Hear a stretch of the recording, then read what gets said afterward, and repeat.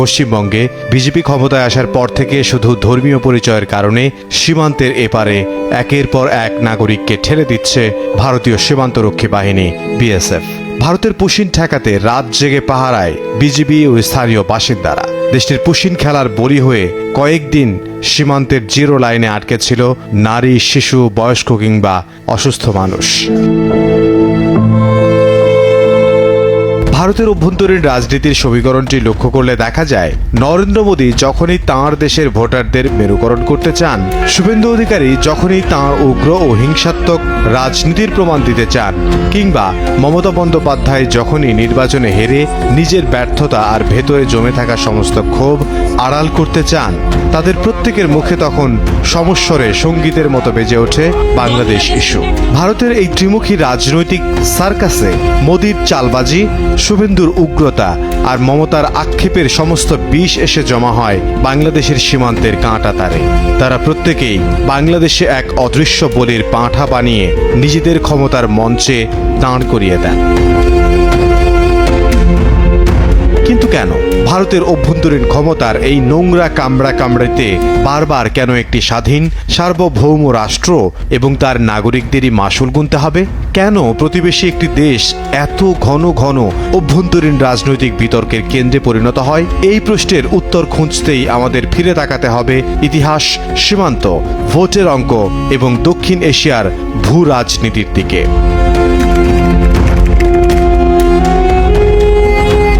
ভারত বাংলাদেশ সীমান্ত আজ যে অবস্থায় দাঁড়িয়ে, তার পাণ্ডুলিপি লেখা হয়েছিল 1947 সালের দেশভাগের কালিতে। দিল্লির শাসকেরা ক্ষমতার প্রয়োজনে সেই পুরনো জং ধরা পাণ্ডুলিপিটা আলমারি থেকে বারে বারে বের করে আনেন।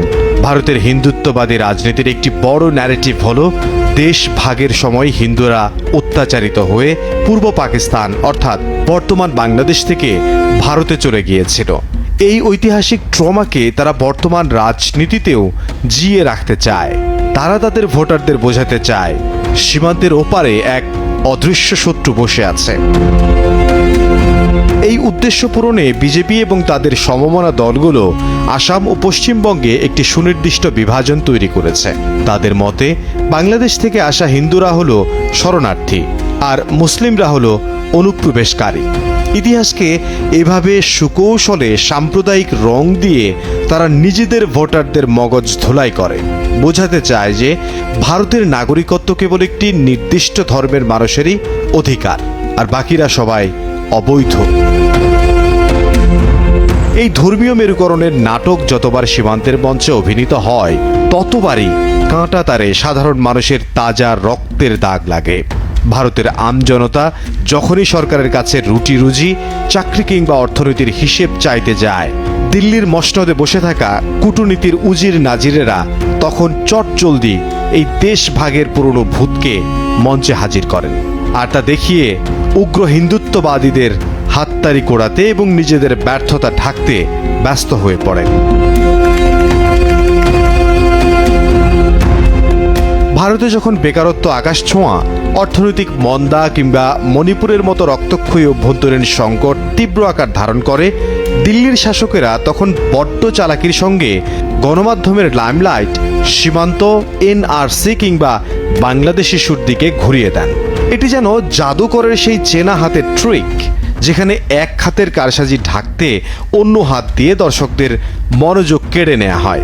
দেশের মূল অর্থনীতি যখন ধুঁকতে থাকে কিংবা অভ্যন্তরীণ সংকট সামাল দিতে গিয়ে মোদী সরকার হিমশিম খায়, তখন আমজনতার চোখ ও ক্ষোভকে ভিন্ন খাতে প্রবাহিত করতে তারা এই বাংলাদেশ নামক বাজিটি চালেন। এই বাজিটি চালবার মাত্রই বাজারের মন্দা দশা আর সরকারের ব্যর্থতার গল্পগুলো রাতারাতি ঢাকা পড়ে যায় সস্তা জাতীয়তাবাদ আর সীমান্ত উত্তেজনার চটকদার খবরের নিচে। জিন্দা জ্বালায়া, এ बैठने नहीं दूंगा। পশ্চিমবঙ্গ বা আসামের নির্বাচনে যখন বিজেপি উগ্র হিন্দুত্ববাদী এজেন্ডা নিয়ে মাঠে নামে, তখন তাদের প্রধান চাল হয় মুসলিম জনসংখ্যা বৃদ্ধির মনস্তাত্ত্বিক ভয় দেখানো।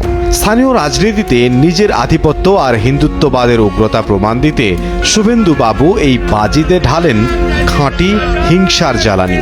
তিনি কিংবা তাঁর দল যখনই অবলীলায় দাবি করে বসেন বাংলাদেশ থেকে লাখ লাখ মানুষ এসে পশ্চিমবঙ্গের ডেমোগ্রাফি বা জনসংখ্যার ভারসাম্য বদলে দিচ্ছে, তখন স্থানীয় সাধারণ ভোটারদের মনে এক ধরনের কৃত্রিম নিরাপত্তাহীনতা ও ক্ষোভের জন্ম হয়।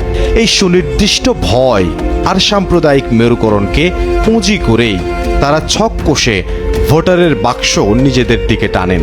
রাজনীতির এই নোংরা কাটাকাটিতে ভারতের নেতারা জিতুক বা হারুক, দিন শেষে এই সস্তা বাজি আর হিংসার বলি হতে হয় সীমান্তের কাঁটাতারে আটকে পড়া সাধারণ মানুষের ভাগ্যের।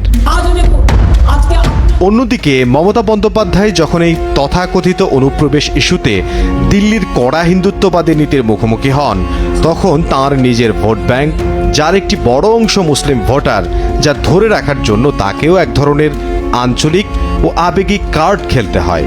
নবান্নের মসনদ বাঁচাতে কিংবা দিল্লির ক্ষমতার রেসে পিছিয়ে পড়ার গ্লানি ও আক্ষেপ ঢাকতে মমতা দিদিও তখন এই একই বাংলাদেশ তাসকে নিজের সুরক্ষা কবচ বানান। তিনি একদিকে দিল্লির আগ্রাসী রাজনীতির তীব্র বিরোধিতা করে নিজেকে সংখ্যালঘুদের একমাত্র ত্রাণকর্তা হিসেবে প্রমাণ করতে চান, আবার অন্যদিকে নিজের রাজ্যে অনুপ্রবেশ ঠেকাতে প্রশাসনিক ব্যর্থতা ঢাকতে নানা রাজনৈতিক অজুহাত ও গল্পের আশ্রয় নেন। মোদির চাল আর শুভেন্দুর হিংসার জবাবে মমতার এই সুরক্ষামূলক চালের চক্করে পড়ে বাংলাদেশ ইস্যুটি বারে বারে ভারতের অভ্যন্তরীণ রাজনীতির ঘূর্ণিপাকে ঘুরপাক খেতে থাকে। এই তিন কুশীলব যখন নিজেদের ক্ষমতার পিঠ বাঁচাতে ব্যস্ত, তখন বর্ডারের এপারে থাকা একটি আস্ত দেশের সার্বভৌমত্বকে তারা স্রেফ একটা রাজনৈতিক লাটিম বানিয়ে ফেলেন। আন্তর্জাতিক আইন স্পষ্ট বলে, একটা স্বাধীন সার্বভৌম দেশের আঙিনায় অন্য কোনো রাষ্ট্র জোর করে পা রাখতে পারে না। কিন্তু দক্ষিণ এশিয়ার এই ভূরাজনৈতিক নাট্যমঞ্চে ভারত নিজেকে মনে করে এক পরাক্রমশালী জমিদার, আর প্রতিবেশীদের ভাবে তার খাজনা দেয়া প্রজা। ভারতের এই জমিদারি মনস্তত্ত্ব বা বিগ ব্রাদার সিন্ড্রোমের কারণেই তারা কোনো রাজনৈতিক নিয়মকানুনের তোয়াক্কা না করে রাতের আঁধারে বর্ডারের এপারে মানুষ ঠেলে দেয়। ভারতের সীমান্তরক্ষী বাহিনী বিএসএফ বাংলাদেশ সীমান্তে যেভাবে নির্বিচারে গুলি চালায় কিংবা পুশিনের মতো অমানবিক মহড়া দেয়, তা পৃথিবীর আর কোনো বন্ধু ভাবাপন্ন দেশের সীমান্তে অবান্তর ও অকল্পনীয়। দিল্লি খুব ভালো করেই জানে যে ভূরাজনৈতিক এবং অর্থনৈতিক দিক থেকে বাংলাদেশ তাদের ওপর অনেকটাই নির্ভরশীল। শক্তির এই ভারসাম্যহীনতার সুযোগ নিয়ে তারা ঢাকাকে সবসময় মনস্তাত্ত্বিক চাপে রাখতে চায়, আর তাই সীমান্তকে রূপান্তর করেছে একটি স্থায়ী অস্থিরতার অঞ্চল হিসেবে। এটি কোনো সীমান্ত রক্ষা কিংবা অনুপ্রবেশ ঠেকানোর কোনো আইনি প্রক্রিয়া নয়। এটি হলো এক স্বাধীন প্রতিবেশীর সার্বভৌমত্বকে বড় আঙুল দেখিয়ে নিজের ক্ষমতার আস্ফালন করা এবং ঢাকাকে একটি নীরব ও অহংকারী বার্তা দেয়া, আমরা শক্তিশালী, তাই আমরা নিয়ম ভাঙতে পারি। সেজন্য বিএসএফের বন্দুকের নল বর্ডারে গর্জে ওঠে কিংবা পুশিনের অমানবিক পুতুল খেলা চলে। এই নোংরা রাজনীতির পেছনে একটি বড় আন্তর্জাতিক ভূরাজনৈতিক খেলাও রয়েছে, যেখানে বাংলাদেশ চেয়েছে বা না চেয়েছে তাকে জড়িয়ে পড়তে হয়েছে। বাংলাদেশ যখন নিজের উন্নয়নের স্বার্থে বা বাণিজ্যের প্রয়োজনে দূর প্রাচ্যের ড্রাগন চীনের সাথে হাত মেলায়, তখন দিল্লির নীতি নির্ধারকদের কপালে চিন্তার ভাঁজ পড়ে।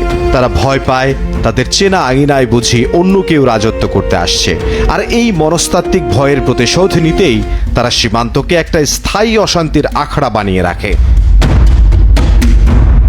কেননা ঢাকাকে রাজনৈতিকভাবে চাপে রাখার এবং বেইজিংয়ের দিকে বেশি ঝুঁকতে না দেওয়ার এক মুখ্যম চাবক হল এই সীমান্ত রাজনীতি।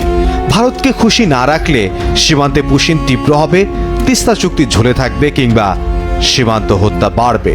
এই নীরব বার্তাটি দিল্লি সবসময় ঢাকাকে দিতে চায়। দিন দিন শেষে সীমান্ত নিয়ে রাজনীতিতে মোদির দিল্লির সিংহাসন সুরক্ষিত থাকে, শুভেন্দুর উগ্র রাজনীতি হাততালি পায়, আর মমতার আক্ষেপের ক্ষতে সান্ত্বনার মলম পড়ে। কিন্তু এই সবকিছুর চড়া মূল্য চোকাতে হয় সীমান্তের ওই কাঁটাতারে আটকে পড়া জ্যান্ত মানুষগুলোর, যে মানুষগুলোকে কেবল ধর্মের দোহাই দিয়ে পশুর মতো তাড়িয়ে দেয়া হচ্ছে।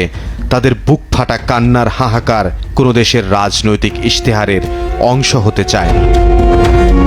ভারতের এই ত্রিমুখী নোংরা ক্ষমতার লড়াই আজ প্রমাণ করে দিয়েছে, মুখে তারা যতই প্রতিবেশী প্রথম বা বন্ধুত্বের স্লোগান দিক না কেন, নিজেদের রাজমুকুট ধরে রাখতে, প্রতিবেশীর সম্মান আর সাধারণ মানুষের কলিজা ছিঁড়ে বলির পাঁঠা বানাতে তাদের বিন্দুমাত্র দ্বিধা নেই।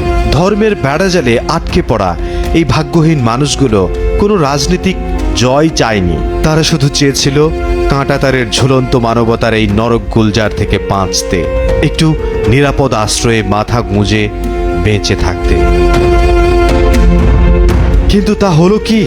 ইতিহাস আর বর্তমানের নিষ্ঠুর বাস্তবতা সাক্ষী তা হয়নি। ক্ষমতার মসনদ যতদিন মানুষের জীবনের চেয়ে দামি থাকবে, দিল্লির চাণক্য নীতি যতদিন ভোটের অঙ্কে বন্দী থাকবে, আর কাঁটা তার যতদিন মানবতার চেয়ে বড় হয়ে থাকবে, ততদিন এই আশাটুকু কেবলই এক মরীচিকা। এই কান্নার শেষ কোথায় তা হয়তো আজ আর কোনো মানচিত্রের রেখায় লেখা নেই, বিধে আছে কেবল দুটো দেশের মাঝে বোবা অনুভূতিগুলোর এক অন্তহীন ব্যবচ্ছেদে।